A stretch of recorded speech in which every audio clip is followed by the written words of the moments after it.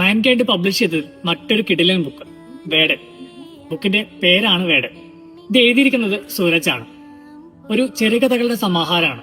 ഇതിന്റെ ആദ്യ ഭാഗം വായിച്ചു തുടങ്ങിയപ്പോൾ എനിക്ക് ഈ എഴുത്തുകാരനോട് ബഹുമാനവും സ്നേഹമാണ് തോന്നിയത്.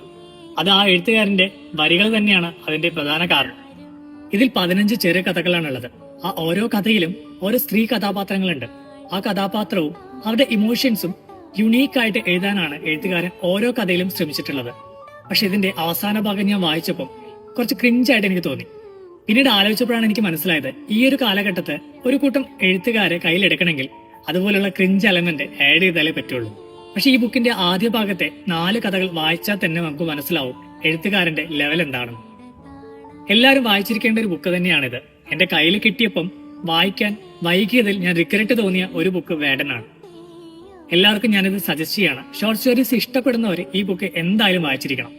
അർജുൻ എഴുതി മാൻകൈൻഡ് പബ്ലിഷ് ചെയ്ത വേടൻ.